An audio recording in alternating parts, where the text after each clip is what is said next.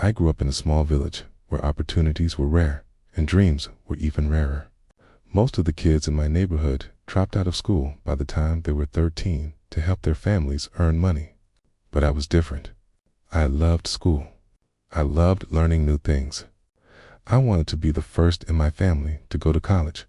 My father was a kind but quiet man who worked as a carpenter. My mother sold vegetables in the local market. We didn't have much, but every night at dinner, my father would look at me and say, "Study hard. One day, you will change everything for us." Life wasn't easy. Many times, we had to skip meals just to afford my school fees. I still remember a rainy evening when I overheard my parents whispering. My mother was worried about how they would pay for my exams. My father sighed deeply and said, "If we have to sell my tools, we will. Our son's education is more important." Those words became my biggest motivation. I started working harder than ever. While other kids played outside, I stayed in my small room, studying under a dim lamp. Sometimes the power went out, and I had to use a kerosene lamp that made my eyes water. But I didn't stop. Then came the biggest challenge of my life. Just before my final school exams, my father had a terrible accident at work. A heavy piece of wood fell on his leg, and he couldn't walk for weeks. The doctor said he would need surgery, and we had no money for it. I was torn. Part of me wanted to leave school and find a job to help my family. But my father held my hand and said, "No, son. This is your chance. Don't throw it away. Go take your exams. Make me proud." With tears in my eyes, I promised him I would. Those exam days were the hardest days of my life. I studied all night at the hospital, sitting by my father's bed. Sometimes I fell asleep on the chair with my notes in my lap. But I didn't give up. When the results came, I was shocked. I had scored the highest marks in the entire district.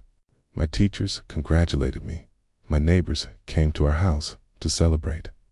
And for the first time in weeks, I saw my father smile. My good grades earned me a scholarship to one of the best colleges in the city. I moved away from home, which was painful, but I knew this was the only way to build a better future. I lived in a tiny hostel room and ate the cheapest meals I could afford. Some days, I didn't even have bus fare and had to walk for miles to attend classes. College life was tough, but every time I felt like giving up, I remembered my father's words, "Make me proud." 4 years later, the day finally came, my graduation. As I stood on stage to receive my degree, I looked into the crowd and saw my parents sitting in the front row. My father was standing with the help of a cane, his eyes full of tears. My mother's hands were clasped together as if she was praying.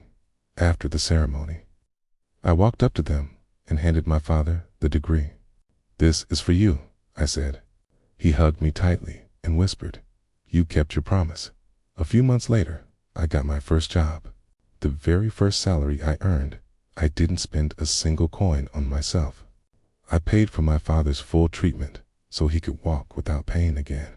The day he took his first step without a cane, I felt like I had truly succeeded.